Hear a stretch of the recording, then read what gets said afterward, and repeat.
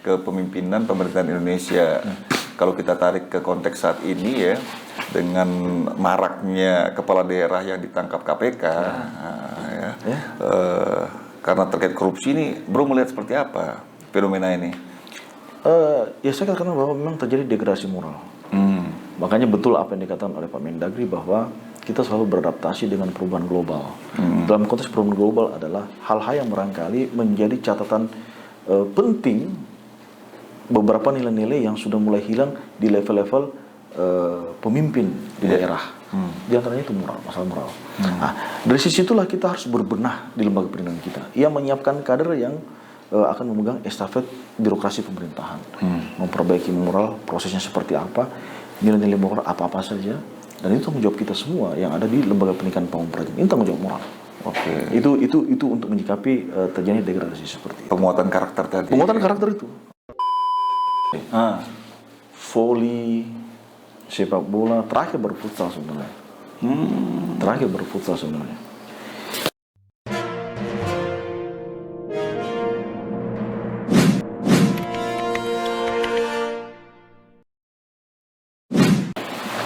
Baik Sobat Bhinneka Naraka Bakti, episode kali ini saya mengundang seorang yang istimewa di angkatan saya.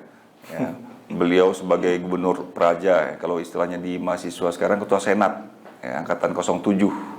Saat ini beliau menjabat Wakil Dekan Fakultas Politik Pemerintahan. Saya panggil Bro Taslim Jafar, SSTP MSI. Gimana Bro Taslim? Sehat? Alhamdulillah sehat. Saya sapa dulu. Silakan. Assalamualaikum warahmatullahi wabarakatuh. Selamat siang, salam sejahtera bagi kita semua. Salam Pancasila tentunya. Salam Pancasila. Gimana kabar juga Bro Jose? Ya alhamdulillah, kita harus jaga stamina ya. Jadi dalam seminggu itu ada olahraga. Idealnya kalau masih barangkali usia muda kan 3 kali. Kalau usia kita pun juga memang 3 kali, tapi 2 kali jangan terlalu berat, 1 kali berat cukuplah. Oke, sampai-sampai bagi saya pribadi saja. Sampai-sampai bawa bola ke sini. Gambaran hobi ya sampai sekarang ya. Oh gitu, futsal. Hobi sekaligus untuk menjaga silaturahmi. Itu konsepnya sekarang ya kalau kita olahraga ya. Betul. Ini lawannya siapa aja nih kalau di futsal? Kalau kita di IPDN itu ya kadang kita cari waktu untuk sama-sama Praja sambil berinteraksi. Ya kadang juga dengan yang rutin ini tiap Jumat pagi dengan teman-teman pegawai IPDN. Di situ ada PNS-nya, ada kontraknya, ada pamdalnya, kita gabung. Silaturahmi. Dan selalu menang lah ya. Kalau dibilang menang ya kita harus bikin standar lah ya. Harus menang. Intinya ciptakan gol lah. Karena saya khawatir kalau yang dilawan junior mereka kasih ini terus kan, kasih kemudahan sama 07 ini. Itu malah saya tidak terima kadang seperti itu. Kalau misalnya ini, ayo kita main ya fair-fair saja lah. Kalau memang saya bisa ya, jangan Anda lemahkan pertahanan gitu. Walaupun sekarang kan hanya finishernya saja kan. Fair play. Finisher artinya bahwa ya yang penting kita tidak usah keliling lapangan futsal paksakan, cukup di dekat gawang saja. Oh gitu. Dapat bola cantik langsung golkan. Tembak. Itu saja kan. Iya. Kalau misalnya dengan Praja kan pasti dia tahu, wah itu kan Pak Taslim, opor. Jadi kita yang tapi tidak seperti itu juga. Karena juga kita ya umpan cantik ke mereka. Oh gitu. Kalau kita kan juga bermain kan harus menghargai menghargai teman. Kalau mereka punya peluang yang lebih bagus ciptakan gol ya kita umpan. Intinya kalau saya filosofi olahraga khusus futsal ini kerjasama, tidak ego. Siapa yang berpeluang kita berikan kesempatan ruang. Nah, seperti itulah sebenarnya kalau kita memang jadikan olahraga itu sebagai olahraga yang membentuk karakter sportif. Itu paling tinggi nilai sosialnya nih olahraga ini. Kalau dibilang nilai sosialnya sebenarnya olahraga itu dalam konteks kita pendidikan di Praja itu kan melatih nilai sportivitas. Ya, sehingga pada waktu Praja melakukan semua aktivitas olahraga, siapapun barangkali instruktur atau pembina pelatih, dia harus senantiasa selalu menanamkan nilai-nilai dari olahraga itu. Kalau kita di futsal kan, yang saya jelaskan tadi, Bro Jose. Seperti itu. Nah ini ngomong-ngomong soal bola ya, ini sejak kecil latihan ya di Makassar ya. Sejak 4 Mei 1976 itu, sudah suka bola? Kalau dibilang suka bola, waduh, pagi siang malam kayaknya itu, kalau saya main bola itu. Orang tua pemain sepak bola? Bukan sih, cuma di lingkungan kami. Di lingkungan kami itu, di samping rumah pas saya itu ada lapangan bola. Lalu saya barangkali hobi kumpulkan anak-anak. Saya pernah jadi pelatih usia berapa ya? saya masih SMP sudah melatih bola usia anak-anak dan saya bawa juara. Oke. Sejak SMP itu. Saya juga gabung di klub bola di kompleks saya. Dan menjelang saya masuk, ya ada cerita juga, menjelang saya masuk di di STPDN, saya itu lagi tidur sore persiapan untuk bertanding bola. Waktu itu saya posisi kiper memang kiper. Tapi saya bermimpi di situ. Mimpi saya waktu itu adalah saya mau masuk ke lapangan bola, tapi ditolak sama teman-teman tim saya. Sudah Cing, panggilan saya waktu itu kan Acing ya, panggilan saya Acing ya. Sudah Cing, nggak usah masuk lah. Kamu istirahat saja, kamu jaga kesehatan untuk ke Bandung. Ke Bandung? Saya mau main, ini kan kita main sekarang waktunya. Menjelang azan asar, saya terbangun. Itu cerita yang terbangun waktu itu. Mimpi apa saya ya? Kok ada mimpi seperti itu? Tapi memang hari itu adalah hari pengumuman ke Bandung. Tapi ya kita kan masih ada masih ada rasa malu-malunya. Kenapa? Dalam konteks ini malunya adalah saya 94, saya masuk 95. Kebetulan di teman kompleks saya, yang satu rumah dari saya itu juga mendaftar anak 95. Misalnya adik saya lah ya. Saya. Tapi dia yang pergi lihat pengumuman itu. Saya tetap saja di rumah kan. Tidak enak lihat. Hanya mau dengar saya dia lihat. Ternyata dia datang ke rumah. Panggil dia, istilahnya daeng. Rai, gimana bos? Lulus ya? Saya tidak lulus. Kita yang lulus. Bener nih saya yang lulus. Kita yang lulus. Saya langsung sujud syukur di situ. Tapi orang tua belum tahu. Orang tua belum tahu. Saya di tahunnya itu pada waktu mau berangkat, ya jujur saja bapak berat lepas. Karena waktu itu kan kita sudah di Unhas ya. Di Unhas 1 tahun. Iya, karena saya memang bertiga. Saya 4 saudara. Saya anak ketiga. Anak pertama kakak saya, perempuan Wihdat namanya. Dia sekarang dia di perkapalan Unhas, teknik perkapalan. Sekarang sudah jadi dosen.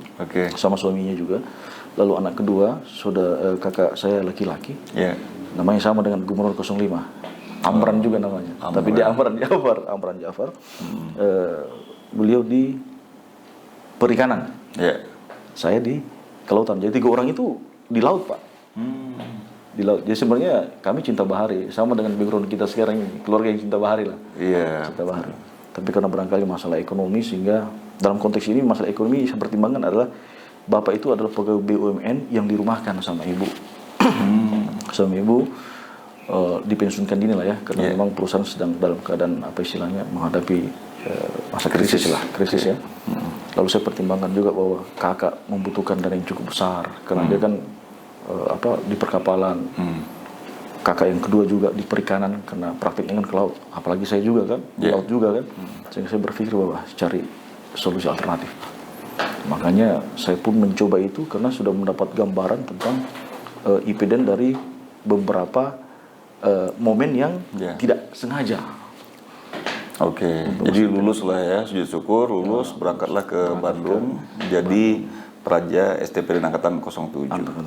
Nah, di kampus kita kalau Bro Taslim ingat ya, itu ada barak drum band dengan barak bola. Nah, waktu itu kenapa nggak milih masuk barak bola? Malah sekarang dulu di barak drum band. Megang bass drum ya. Menarik itu, saya harus cerita juga. Karena waktu itu sudah ada sudah ada personil memang kiper yang sudah main di level PON. Bro kita, Kapolpra.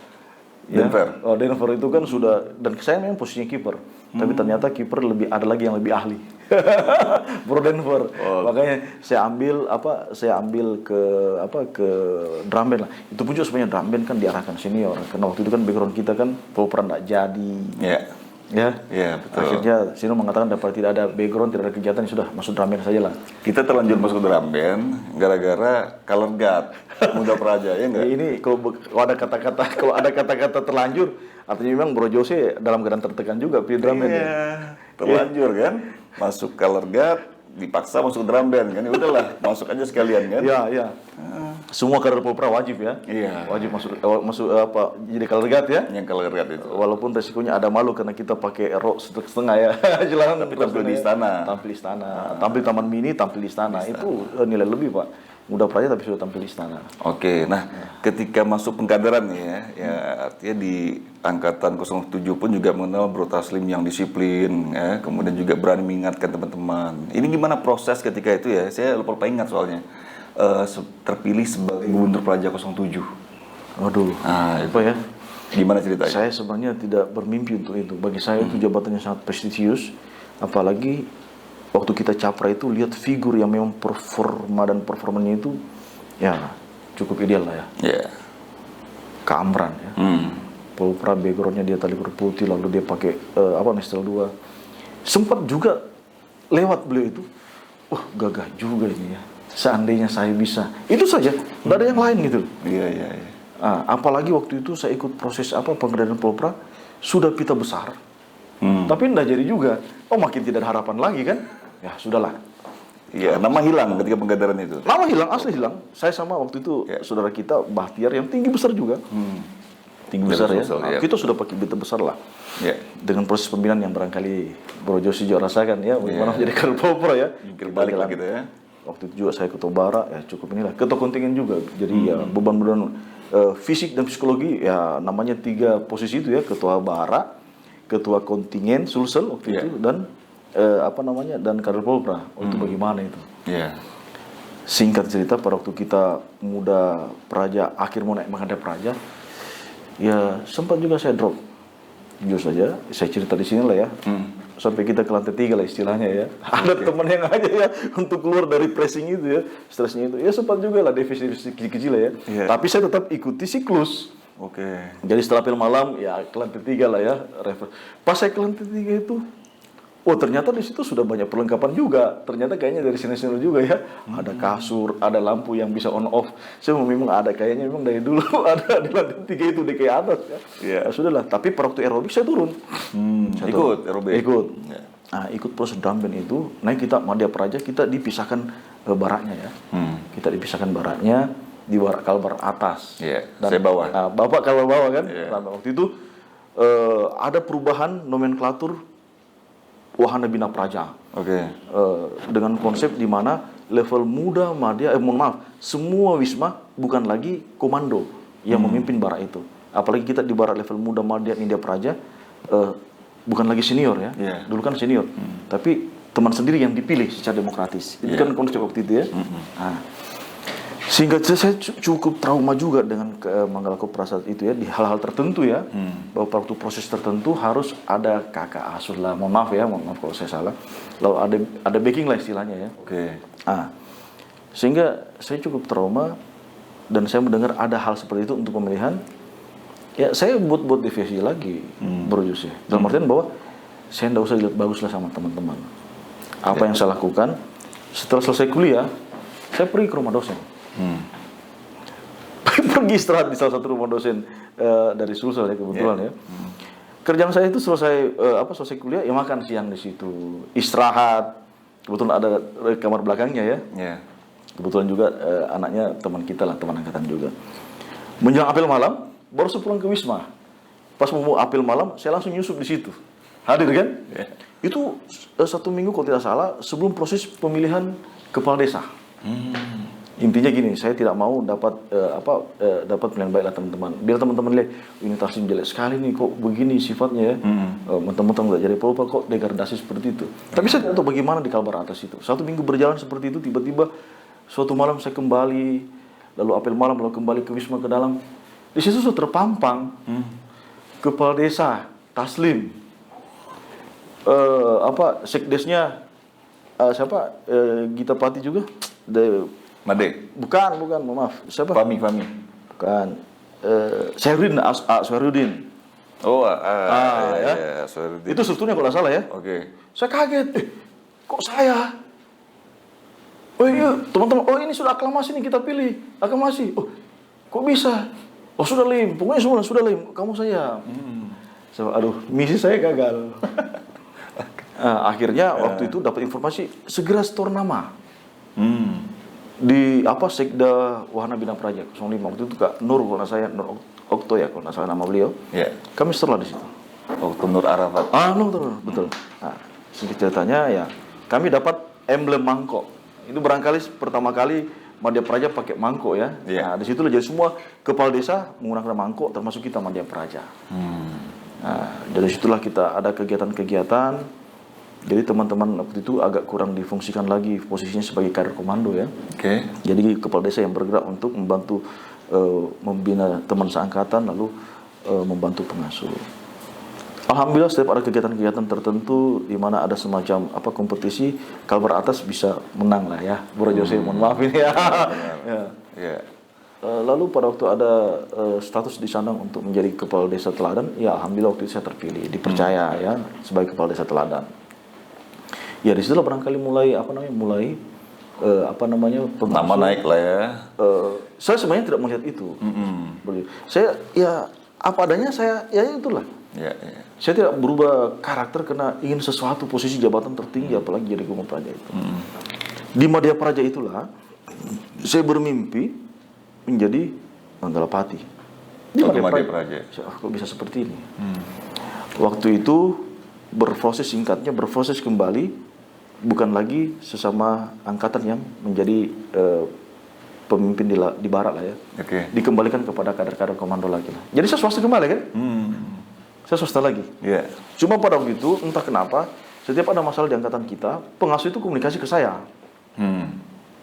Dan kalau tidak salah, saya mohon maaf kalau saya salah, waktu ada masalah di angkatan kita, dan saya sudah lupa sandang sebagai kepala desa, senior nanyakan siapa yang tuakan.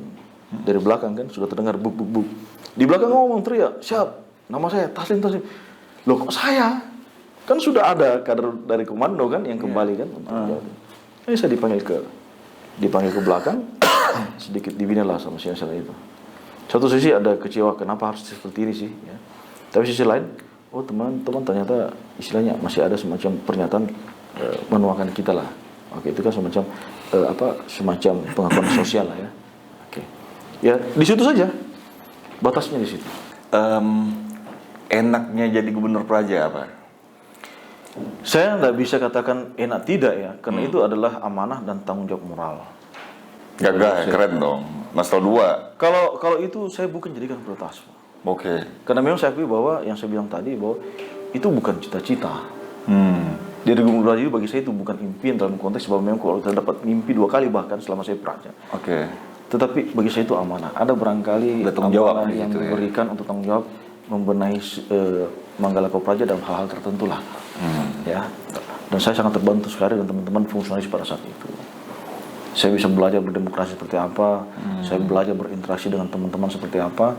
Saya berusaha untuk menghilangkan ketegangan antara senior-junior, dan saya rasakan sekali ada semacam apa istilahnya ya, bisa dikatakan turbulensi karena memang agak panas pada waktu itu, di mana saya lakukan hal yang barangkali kata Pak Indar tuh jarang dilakukan oleh Manggala Kop sebelumnya, menegur teman sendiri depan Praja. Kalau saya sih, kalau memang seangkatan salah ya saya tegur lah. Seperti apa contohnya waktu itu ya? Waktu itu saya dengar di apel, waktu saya ingatkan teman-teman untuk berikan teladan kepada adik-adik gitu. Adik-adik akan bisa bagus kalau kakak-kakaknya baik dan menunjukkan teladan. Turbulensi itu saya dengar, ada teriakan-teriakan dan sebagainya. Saya cuek saja. Saya punya komitmen bahwa kita sebagai senior tertinggi bisa kita kategorikan sebagai seorang pemimpin. Berikan contoh untuk mengubah paradigma bahwa yang namanya loyalitas, respek dan penghormatan itu bukan karena keterpaksaan dan lebih dominan intimidasi, tapi betul-betul teladan dan motivasi yang diberikan oleh kakak-kakak atau seniornya. Itu sebenarnya yang saya ingin ubah. Itu yang saya ingin ubah. Lalu saya juga berikan ruang kepada junior-junior adik-adik kita. Kalau misalnya ada hal yang ingin disampaikan, apakah saya dalam konteks sedang berjalan di jalan parade, di jalan protokol atau di ruang kol, ya silakan datang untuk menyampaikan pendapat, saran dan sebagainya. Setelah sebut pernyataan itu di depan Praja, ya ternyata banyak adik-adik kita yang memang berani, punya potensi untuk menyampaikan pendapat, bahkan kritikan. Saya terima. Saya punya membuka ruang hal seperti itu kepada Praja, adik-adik kita. Ya barangkali juga Bro Jose juga rasakan bagaimana teman sendiri pun juga kalau tidak pakai mus saya tegur. Intinya saya tidak mau atau meminimalisir senior-senior itu sebagai senior melakukan hal-hal yang kurang baik depan adik-adiknya. Bukannya kita ingin melihat depan adik sempurna, tidak. Minimal kita bisa memberikan contoh teladan bahwa menimbulkan loyalitas, respect, harus dengan cara-cara contoh-contoh dari senior sendiri. Ya, bukan sekedar bukan simbolik saja ya, bukan senior junior bukan, tapi ada bukan nilai-nilai yang harus dicontohkan di situ ya. Iya. Nah, oke, saya penasaran juga ya, bagaimana bentuk hubungan Gubernur Praja dengan para ketua STPDN waktu itu ya. Ya, waktu kita menempuh pendidikan di sana kan, dari tahun 95 sampai 99 sudah ada pergantian ketua SPDN. Nah, itu paling dekat pasti Gubernur Prajanya ya. Seperti apa itu? Iya, kita bersyukur, berjosi bahwa pada waktu kita jadi Praja itu, para leader-leader itu care dengan Manggala Kopraja. Saya rasakan saja waktu jadi PLT saja, pada waktu 05 dan 06 berangkat ke lapangan, kita dijamu langsung sama rektor, sama ketua STBN Pak Manila, di mana beliau memberikan sumbang saran dan harapan. Dan motivasi kepada baik itu Manggalapati 05, 06 dan saya pada saat itu ya. Di rumah beliau. Apa pesan beliau waktu itu, Pak Igi Manila? Waktu itu jangan ambil, kalau ke saya jangan ambil kebijakan, cukup jalankan saja. Apa-apa yang menjadi program dari kakak-kakak Anda, siap. Intinya di situ selamat kepeduliannya luar biasa. Lalu kembali juga setelah itu Pak Manila, PLT rektornya beliau Pak Prof Cahya juga sama seperti itu, istilahnya memberdayakan dan mendewasakan. Untuk kreativitas Praja seperti apa waktu itu? Kalau ruang yang beliau berikan. Sebenarnya Bro Jose pun juga harus ingat bahwa kegiatan gelar kreativitas itu kan yang pertama angkatan kita, istilahnya bisa membuka ruang dan istilahnya pecah telur lah ya. Sampai-sampai ya kita lihat ada stagnasi juga di situ, turbulensi lah. Saya istilahkan seperti itu. Ada kurang terimaan karena pada waktu itu barangkali dianggap bahwa junior jangan terlalu banyak berkreativitas dalam konteks tanda kutip lah. Sehingga saya katakan bahwa pada saat itu terjadi menjadi simbol atau contoh bagi kita bahwa level muda Praja itu ternyata punya kreativitas, berikan ruang. Sehingga pada saat keberlanjutan momentum itu akhirnya mulailah ada gelar kreativitas yang dilakukan oleh junior-junior pada waktu mau berangkat ke lapangan, katakanlah seperti itu. Dan akhirnya mindset itu sudah mulai berubah untuk memberikan ruang. Sekarang ini keadaan seperti itulah sudah terjadwal dan bahkan sudah terkonteks dalam kegiatan program di pengasuhan. Berikan ruang kepada Praja untuk berkreativitas. Sebenarnya harapan kami juga sebenarnya bukan hanya istilahnya jago kandang. Kita harus bisa tampil keluar, berinteraksi dengan mahasiswa luar, bahkan dengan senat luar. Dan kita pada waktu itu 98, khusus angkatan kita itu juga alhamdulillah bisa berinteraksi dengan komunikasi dengan mahasiswa luar untuk mempublish bahwa walaupun kita sebagai PNS, kita pun juga mahasiswa yang mempunyai kontribusi untuk melakukan suatu perubahan yang fondasional terhadap khususnya undang-undang pemerintahan. Karena masa itu reformasi terjadi, ada revisi undang-undang pemerintahan daerah. Betul. Dan itu pun juga dilakukan oleh Ketua Senat Manggala Kopraja. Manggala Kopraja yang waktu itu memang dominan teman-teman kita yang mempunyai pemikiran yang bagus lah. Kita di eksekutifnya untuk komunikasi dengan rekan-rekan mahasiswa di luar. Itu kan sempat terjadi itu pada waktu mereka pergi demo Unpad Ikopin. Lalu kita nggak bisa apa-apa kan, memang karena posisi kita sudah jadi PNS waktu Madya Praja, nggak bisa kita menyampaikan aspirasi dengan cara-cara seperti itu, demo dan sebagainya. Kita tidak ambil sikap waktu itu. Mereka titip paket di depan itu. Datang Pamdal yang bawa paket itu, kami buka di ruang kop, ya mohon maaf itu pakaian dalam wanita, istilahnya kita dianggap banci lah ya. Disindir disindir lah. Disindir, lalu kita bahas di situ. Akhirnya ada momen yang bagi saya cukup tepat untuk berkomunikasi dengan teman-teman mahasiswa luar. Saya dipanggil Kabis waktu itu Pak Indar tuh. Tahulah bro seperti apa beliau. Waktu itu beliau memperlihatkan undangan itu untuk pertemuan mahasiswa, dan itu kegiatannya malam ya kalau nggak salah ya. Cuma saya itu lihat sekilas, posisi di sini, tempatnya di sini. Bagaimana, siap? Tidak bisa Pak. Kan tidak bisa ya. Ngomong ke beliau seperti itu. Oke baik, kembali. Itu saja. Artinya beliau melihat ada undangan. Anda sadar posisi seperti apa? Kesimpulannya nggak bisa. Oke, saya kembali bicara sama teman-teman di sana. Kesimpulannya bahwa kita harus menunjukkan peran ya, menunjukkan bahwa kita juga ingin ada perubahan yang positif dalam konteks peran kita sebagai kader pemerintahan. Sumbangsinya apa? Nggak bisa terjun, tetapi barangkali minimal ada konsep tentang undang-undang pemerintahan itu. 574 ke undang-undang otonomi yang pertama itu ya. Itu mahasiswa mana yang undang? Sebandung Raya. Oke. Waktu itu saya punya niat rencana, tapi teman-teman bilang jangan, biar kami saja. Kebetulan yang berangkat kalau tidak salah bro kita Dedi Mulyadi dan wagub kita Denny Zagaria, kebetulan orang asli Bandung ya. Iya, mereka yang berangkat menghadiri. Ya, menghadiri dengan cara ya mohon maaf ya jumper lah ya istilahnya ya. Karena Pak Indarto tahunya nggak boleh. Ya. Tapi kita ambil risiko. Kalau kita tidak berperan di situ, bagaimana ada kita ke depan pandangan mahasiswa lain bahwa kita tidak punya peran untuk itu. Akhirnya teman berangkat malam-malam rapatnya, datang subuh-subuh menyampaikan bahwa mereka akhirnya paham posisi kita sebagai peraja dan IPN diangkat sebagai koordinator mahasiswa Bandung Raya kalau tidak salah. Itu pengakuan sosial ya ternyata ya. Akhirnya kita lanjutkan di situ perannya teman-teman Pak Dr. Asari, lalu Pak Dedi Mulyadi dan yang lain.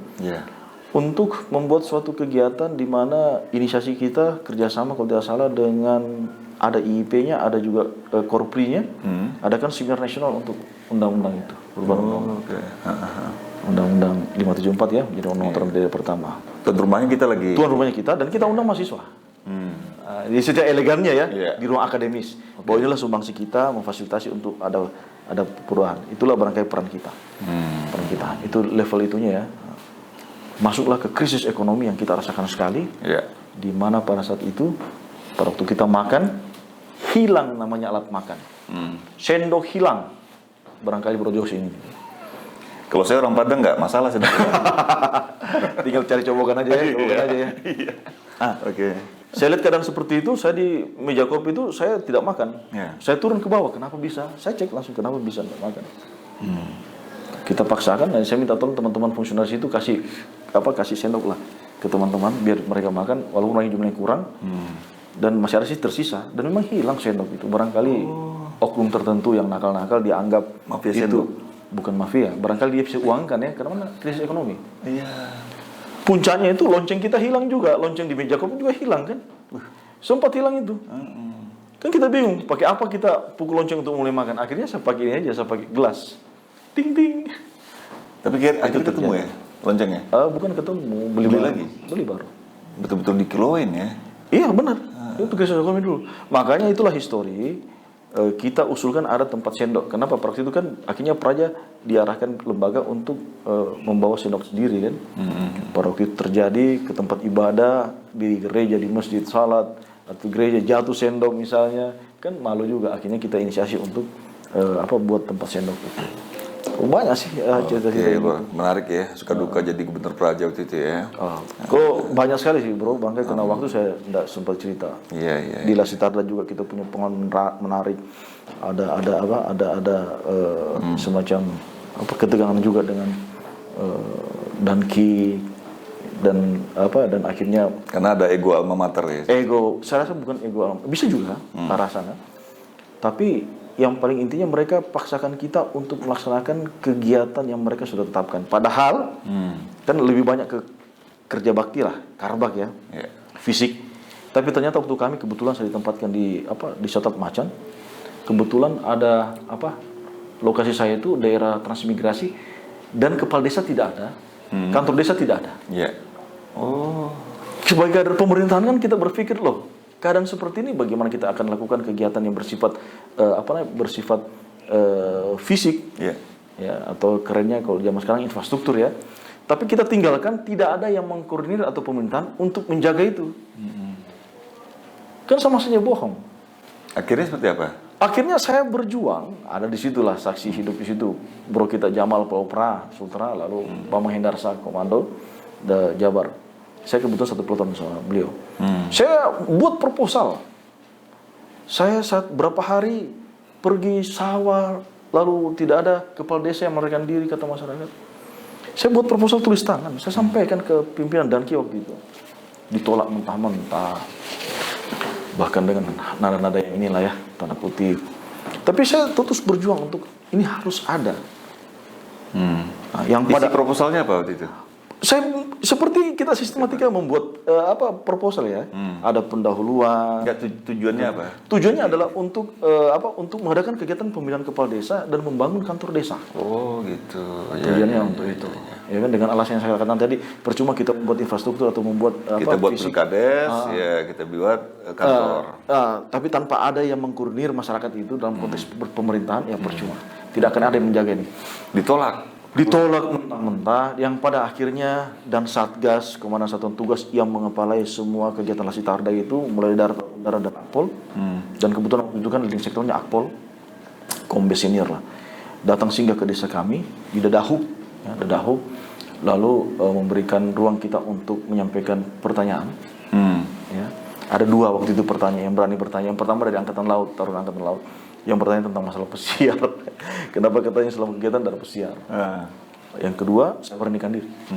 Saya ngomong dari Praja IPDN, STP izin bertanya, izin menyampaikan pendapat dan saran. Saya sampaikan, dan semua yang saya sampaikan itu sesuai dengan apa yang saya tulis di proposal. Tulis tangan. Bro Josi tulis tangan. Oh ya, terima kasih atas masukannya. Wah, itu yang saya ingat. Oke. Kita akan pikirkan apa-apa tadi yang ditanyakan oleh Taruna Laut dan juga dari Praja IPDN. Akhirnya beliau ke desa sebelah, berangkat, langsung kami dicerami lagi sama komandan waktu itu. Istilahnya Dankinya ya, Danki. Istilahnya, kenapa berani bertanya seperti itu? Nggak usah bertanya, Praja juga jangan seperti itulah, dan bla bla. Agak down juga sih, agak down. Besoknya kami setelah apel pagi, kita diarahkan lagi ke sawah. Saya barangkali sudah puncaknya kecewa ya. Oh ternyata Lasitarda begini. Ada masalah pemerintahan kita tidak bisa sentuh, padahal kan kita karena pemerintah. Akan sangat janggal rasanya ada masalah pemerintahan kita tidak tangani atau selesaikan. Dari sawah itu saya langsung putar balik ke Induk Semang, turu, tidur. Sudah kecewa saya. Ini kok hal-hal yang konstruktif kok tidak diterima gitu. Tiba-tiba ada ketukan pintu, tok tok tok. Saya diam aja kan, Karena induk Semang saya juga pergi ke sawah, suami istri dan anaknya. Beliau itu transmigran, lokasi kami itu transmigran, dan sebagian besar ada saudara-saudara kita dari Jawa Barat. Kalau nggak salah Garut ya, Garut. Berapa kali ketuk saya nggak jawab, tapi ngomong dia, Lim, saya tahu kau dalam Lim. Saya cek ke sawah kau nggak ada. Akhirnya saya ngomong, oh siap. Kenapa bos? Istilahnya kita sapa dia kan. Saya piket, Lim, ditunggu sama dan Satgas. Saya masih di dalam. Masalah apa? Pokoknya ditunggulah. Ditunggu sekarang menghadap. Saya buka pintu, cepat ditunggu sekarang sama beliau. Oke, pakaian saya. Pas saya ke dusun itu, di ruang piket sudah kumpul dan Satgas, dan Yon, kalau nggak salah Kolonel Yoga, Danki, Kapten Ferry, dan Danton. Duduk sama mereka kayak sidang sih. Ya, kita perajakan tunjukkan sikap juga. Lapor nama Taslim, Praja STP dan siap menghadap karena dipanggil kan. Lo ngomong ke beliau, bagus kemarin pertanyaan saudara. Coba bisa jelaskan sedikit lagi. Saya jelaskan ulang, Bro Jus. Sampaikan tentang pentingnya pemilihan kepala desa dan harus ada pemimpin, lalu membangun kantor desanya, kantor desa untuk kegiatan administrasi, memanage pemerintahan dan juga kegiatan administrasi masyarakat. Anda butuh dana berapa? Kaget saya. Direspon rupanya. Direspon berapa? Diam saya kan kaget. 20 juta. Langsung tawar-menawar. Siap, terlalu banyak komandan. Saya ngomong terlalu banyak. Turun 19 ini 2,5 juta. Cukup 2,5 juta. Siap, cukup mana? Mana bendahara? Siapkan uang. Masukin amplop. Masukkan. Praja pegang. Siap. Jangan saya komandan. Siapa yang pegang kalau begitu uangnya? Nah, kebetulan ada Danyon di situ ya. Kolonel Yoga arahkan ke Kapten Ferry yang selama ini saya menghadap dan ditolak sama beliau. Sudah, Fer, pegang aja tuh dana itu. Beliau pegang. Dan sampai sekarang kegiatan itu berlangsung luar biasa. Ternyata masyarakat yang datang itu saya tidak sangka bisa saya katakan hampir 1.000-an yang masyarakat itu. Karena kan itu kan ikut kegiatan pemilihan itu. Keturunan itu, dan saya manfaatkan teman-teman mahasiswa dan taruna untuk menjadi panitia. Ada yang saksi, ada yang administrasi, ya dan sebagainya. Saya gunakan itu. Oke. Saya gunakan. Terpilihlah kepala desa yang terpilih kepala desa yang baru waktu itu. Terpilih dan alhamdulillah diapresiasi sama masyarakat, tokoh masyarakat. Kita berani lakukan itu, ya, kita berani lakukan itu. Bahkan dari 4 minggu kami di sana Bro Jose, ada lagi cerita menarik di situ. Waktu saya kan bukan background rohis ya, swasta. Jadi waktu itu ada pergiliran untuk khutbah Jumat di masjid desa itu. Semua matras sudah ada, darat, laut, udara. Polisi ada, saya lupa waktu itu polisi ada atau tidak. Untuk khutbah Jumat, dan rata-rata mereka dari rohisnya. Dari kami bertiga siapa yang rohis? Jamal Popra bukan rohis, Bambang Hendarsa bukan rohis, saya apalagi? Saya swasta bro. Tapi harus ada mewakili. Harus ada mewakili. Akhirnya sarapan sama teman-teman, sudahlah. Taslim kan guru praja. Waduh itu lagi mereka punya ini kan.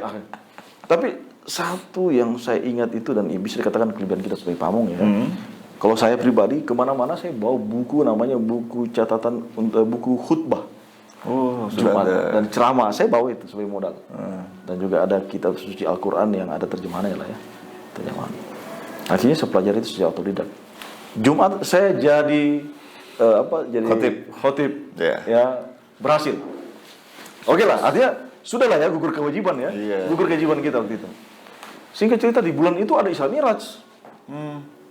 Tapi saya tidak peduli kan. Saya cuma tahu akan ada Isra Miraj yang akan dilakukan oleh warga desa. Dengan kepala desa terpilih ya. Mereka sudah mereka katanya mereka sudah pergi cari penceramah di level kecamatan dan kabupaten, sudah penuh, full booking semua. Penceramah atau ustaz lah ya. Akhirnya mereka merapat katanya dengan pengurus masjid. Datang mereka menceritakan kronologi itu. Setelah kami rapat, Pak, kami dipanggil Bapak. Kami putuskan dari beberapa khotib Jumat, Bapak yang ceramah Isra Miraj. Aduh, saya langsung diam. Sesaat saya diam, pamong. Siap. Terima kasih Pak kepercayaannya. Insya Allah saya siap. Tidak ada kata tidak siap. Tidak ada kata siap kan? Apalagi teman-teman bilang sudah, Pak Gub saja maju. Akhirnya dari 4 matra itu STPDN Pak yang jadi penceramah Isra Miraj. Apa yang saya lakukan untuk materinya? Saya lebih banyak mengambil dari terjemahan di Al-Quran tentang sejarah Isra Miraj itu terjadi dengan beberapa inilah ya histori-histori yang lain kan. Saya bicara Bro Jose hampir 2 jam. Besok saya dipanggil Pak Ustaz. Tambah lagi status sosial Pak. Tambah lagi status. Itu pengalaman yang sangat menarik waktu saya ikut Sitarda itu, dan pada saat itu kita mendapat pelajaran bahwa ya memang pemerintahan ya kita kadang-kadang pamong praja. Kalau keamanan pertahanan ya levelnya kan ya rekan-rekan kita. Tapi memang kita sudah saling menghargai pada saat itu dan teman-teman kita. Baik, setelah menjadi praja kan, SK penempatan di mana pertama? SK penempatan saya Sinjai, Kabupaten Sinjai, Sulawesi Selatan. Itu kalau perjalanan darat dari kota Makassar kurang lebih 6 jam lah ya. Jauh ya. Kalau saya ke sana ya motor bro. Berapa tahun di situ? Udah hitung tahun. Hanya kita selesai 99, akhir 99 itu Desember ditarik jadi pengasuh. Kembali lagi ke Jatinangor. Kembali lagi ke pendidikan. Waktu itu cukup menarik juga historinya karena waktu itu saya sudah dipanggil bupati. Rencananya mau diamanahkan posisi. Tapi ternyata surat itu juga masuk. Luar biasanya beliau, Pak Rum, waktu itu Bupati Sinjai, berikan pilihan. Dan saya mohon petunjuk beliau dan beliau mengatakan bahwa lebih baik Anda pendidikan dulu. Sehingga saya ambil momentum itu untuk mengasuh sekaligus rencana S2 di angkatan pertama MAPD STPDN dan teman-teman yang lain seperti itu. Kerja sambil mengikuti pendidikan S2. Sambil mengikuti pendidikan S2. Nah, saya dengar juga di beberapa junior ya, bahwasanya pengasuh yang juga paling disiplin ya setelah Pak Indarto itu nama Bro Taslim disebut. Disiplin dan saya masih jauh dari Pak Indarto. Kalau Pak Indarto gimana ya? Saya termasuk orang yang sangat bersyukur bisa kenal pribadi dan sikap beliau. Dan saya sedikit punya histori yang bagi saya itu lucu kalau dikenang menjelang saya menjadi gubernur praja PLT pertama itu. Sedikit Gimana? cerita kembali feedback ya. Ya. Waktu itu kan saya ketua kontingen Bro Jose. Ya. Dan waktu saya di drum band, barangkali Bro Jose tahu sebagai stick master, saya kaur personil. Ya, betul. Nah, waktu itu 06 meminta personil angkatan kita dan menunggu di posko provinsi waktu itu. Di DP Barat ya. Ya. Kita kan selalu masuk lewat DP Timur ya. Saya ke sana malam-malam jam 10 malam. Setelah film malam menggunakan training. Ya, menggunakan training. Lalu lewat Mensa, ya saya sapa teman-teman yang ambil nasi di situ. Oke. Banyak sih teman-teman, ada Budi Gibson dan siapalah teman-teman yang ambil makan biasa lah ya, yang namanya tradisi makan malam lah. Ya. Saya ke seberang lewat pintu itu, saya barangkali pertama kali hidup di pen itu langsung ketemu dengan burung Garuda. Bawa HT di situ. Pendarto ya. Saya seperti Bro Jose, kaki itu sudah tidak sentuh lagi yang namanya lantai itu. Iya. Sudah melayang. Aduh, nasib saya. Ya, mohon maaf ya, tanda kutip lah. Jatuh bangun lah istilahnya kok lagu dangdut ya. Iya. Jatuh bangun aku menikmati. Nah, istilahnya seperti itulah. Ya. Kamu datang menghadap besok. Kamu ransel. Saya jujur saja, tidak ada lagi kayak apa ya. Lemas ya. Lemas betul saya. Saya kembali ke Wisma, ke Kalbar atas, ke Kalbar itu, dan ada tangga-tangga ke atas itu, barangkali Bro Jose ingat, ke barak kita ya. Saya duduk termenung di situ. Tiba-tiba ada sahabat saya dengan teman-teman sahabat kita Yogi, Arlan, dan teman-teman yang baru laporan TBO kan, pakai ransel kan. Ya, disapalah sama Bro Arlan. Ces, kenapa melamun? Katanya. Saya ngomong aja lah. Iya. Aduh, Lan, kayaknya besok kita gabung nih di apel. Tertawa dia terbahak-bahak semua itu. Kenapa mereka tertawa? Karena saya sering singgung mereka. Oh ya TWO gimana kabar? Ternyata besok saya bergabung kan. Begitu. Ketawa mereka ya, ketawa.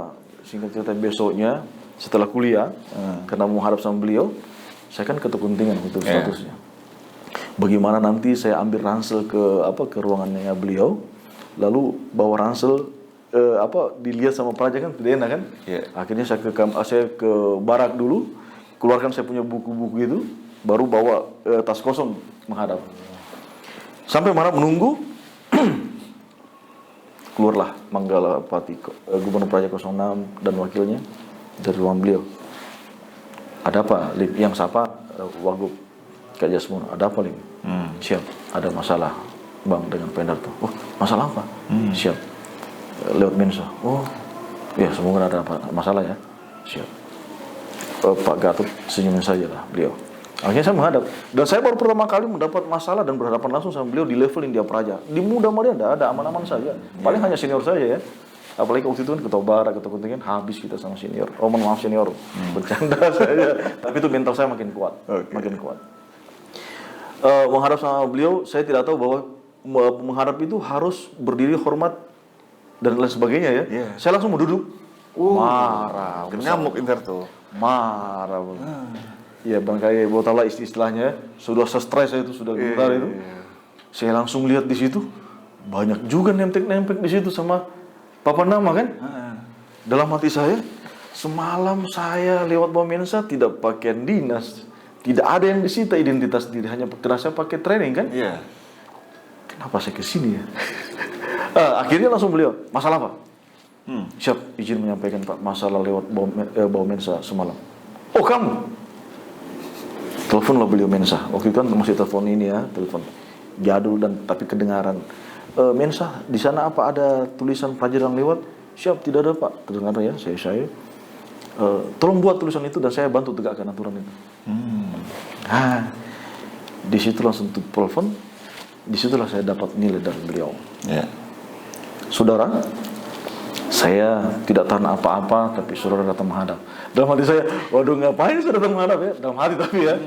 Tapi saya salut sama orang yang jujur daripada berani. Itu nilai bro. Orang berani belum tentu jujur, tapi orang jujur sudah tentu berani. Terima kasih, saudara menghadap.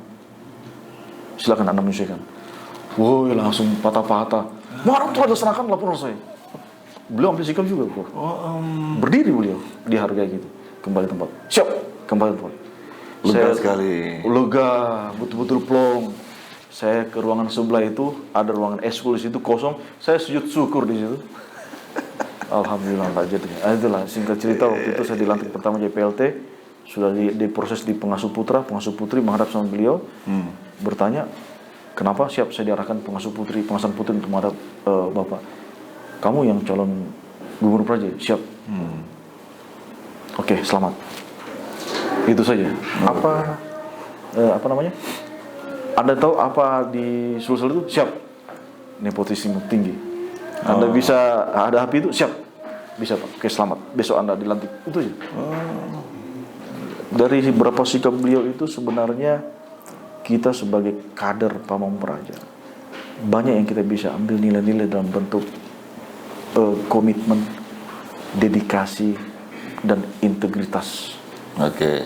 Saya belajar itu pun juga tidak penuh. Dan itu bro terapkan ketika menjadi pengasuh di STPDN ya, ketika ditarik lagi menjadi pengasuh. Kalau dikatakan semua tidak juga.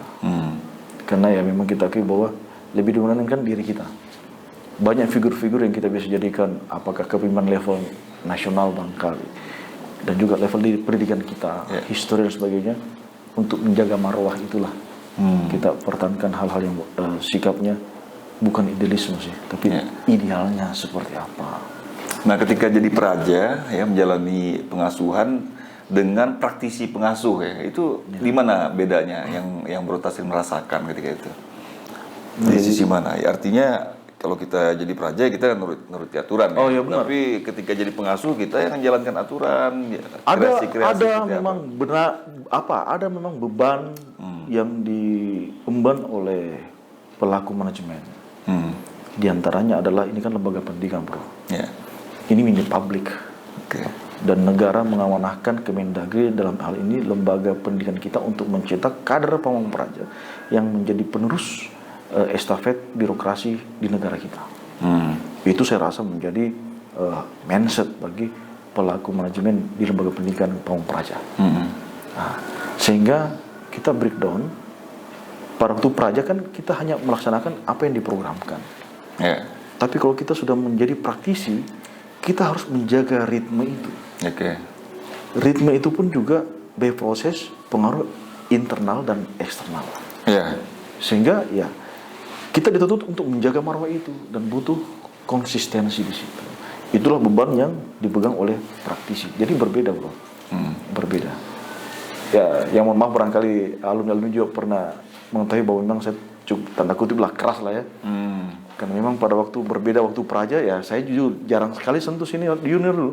Tapi kenapa pada waktu kita jadi praktisi jadi pengasuh kok malah berubah? Ya itu karena beban moralnya berat menjaga marwah lembaga itu. Secara kolektif ya, bukan pribadi kita. 08 ya juga sudah mulai diasuh. Kalau 08 waktu itu Udah wasana deh. Mereka kita jadi pengasuh, mereka masih jadi praja, tapi kami itu lebih ke teman-teman di 07 itu lebih ke level juniornya angkatan 11 ditempatkan. 11 mulai. Ya, karena kan barangkali dalam konteks kita baru lepas pendidikan terlalu dekat dengan 08 sehingga kita diposisikan di level angkatan 11 di level muda praja waktu itu. Angkatan 11 sampai angkatan berapa itu, Bro? Waktu kami jadi pengasuh itu, di situ angkatan 08 Wasana, turun 09 ya Nindya, angkatan 10 Madya Praja, angkatan 11 Muda Praja. Kami 07 itu lebih banyak di level Muda Praja. Iya, maksudnya ketika menjadi pengasuh sampai angkatan berapa waktu itu? Maksudnya saya? Iya, pengasuh aktif. Iya. 12 masih, 13 sampai apa? 19 kabarnya ya? 19 kena juga. Semua 20, sampai 23. Sampai 23 ya. Sampai saya kan juga jadi pengasuh aktif itu sampai di level di kampus daerah pun juga. Ya, walaupun makanya lingkupnya di regional ya. Di regional. Sehingga ya namanya perubahan-perubahan model paradigma dan sebagainya itu kita lakoni semua lah ya. Bagaimana IPDN atau pengasuhan IPDN di zaman baheula istilahnya ya, STPDN lalu berintegrasi dengan IP, polanya harus seperti apa dan harapan kita seperti apa. Itu kan sebenarnya perubahan yang ke arah yang lebih baik lagi, itu kan harapan kita bersama. Itu sampai angkatan 23 kemudian masuk jadi dosen ya? Angkatan lepas pengasuh benar. Dosen. Lepas dosen itu pun juga kita kan dapat istilahnya SIM dosen itu waktu kami 2007 ya. 2007. Nah, tapi kami tetap aktif di pengasuhan. Oke. Momentum tertentu lah baru kami aktifkan yang namanya fungsional dosen itu. Kalau nggak salah tahun 2006, 2015-an atau 2014-an ya saya aktifkan itu. Dapat SK dosen itu. SK dosen itu. Walaupun itu ada historinya sendiri lah. Oke. Dan sekarang menjabat sebagai Wakil Dekan 3 bidang keperajaan di Fakultas PP. Fakultas PP. Fakultas PP. Bro ngajar apa sekarang? Kalau mengajar mata kuliah ada beberapa yang diberikan amanah, di antaranya saat ini di Satuan Madya Praja Madya ya, atau Nindya dulunya itu, kepemimpinan, mohon maaf, Praja Utama ya, Praja Utama, kepemimpinan pemerintahan Indonesia. Lalu di level Praja Pratama itu kewarganegaraan dan wawasan kebangsaan, seperti itu. Dulu etika pemerintahan, intinya proses-proses pembentukan karakter dan penanaman nilai. Saya tertariknya di situ. Tidak jauh-jauh dari doktrin pengasuh lah ya. Oke, ini menarik nih ya, kepemimpinan pemerintahan Indonesia. Kalau kita tarik ke konteks saat ini ya, dengan maraknya kepala daerah yang ditangkap KPK, karena terkait korupsi ini, bro melihat seperti apa fenomena ini? Ya saya katakan bahwa memang terjadi degradasi moral. Makanya betul apa yang dikatakan oleh Pak Mendagri bahwa kita selalu beradaptasi dengan perubahan global. Dalam konteks perubahan global adalah hal-hal yang barangkali menjadi catatan penting, beberapa nilai-nilai yang sudah mulai hilang di level-level pemimpin di daerah. Di antaranya itu moral, masalah moral. Nah, dari sisi itulah kita harus berbenah di lembaga pendidikan kita. Ia menyiapkan kader yang akan memegang estafet birokrasi pemerintahan, memperbaiki moral, prosesnya seperti apa, nilai-nilai moral apa-apa saja. Dan itu tanggung jawab kita semua yang ada di lembaga pendidikan Pamong Praja. Ini tanggung jawab moral. Oke. Itu untuk menyikapi terjadinya degradasi seperti itu. Penguatan karakter tadi. Penguatan karakter itu. Dan saya rasa semua komponen yang ada di PDN punya kontribusi untuk itu. Ada di pengajarannya nilai itu, ada di pelatihannya nilai itu, dan juga lebih di pengasuhannya.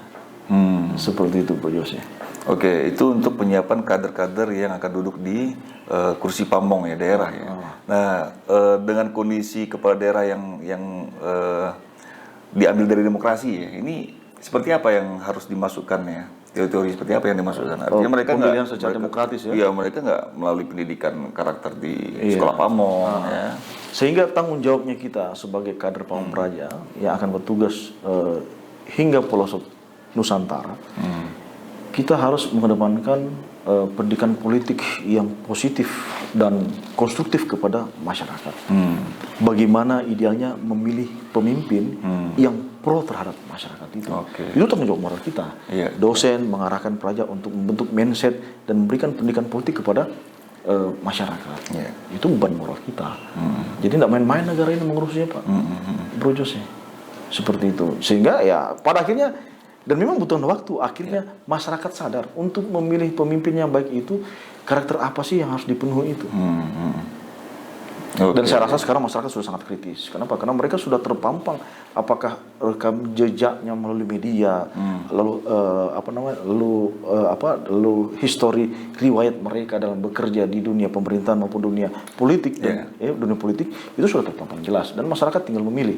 Sehingga saya rasa dan saya punya optimisme bahwa politik uang itu tidak akan berlaku lagi negara kita, dan kita akan menjadi negara yang baik, negara yang maju.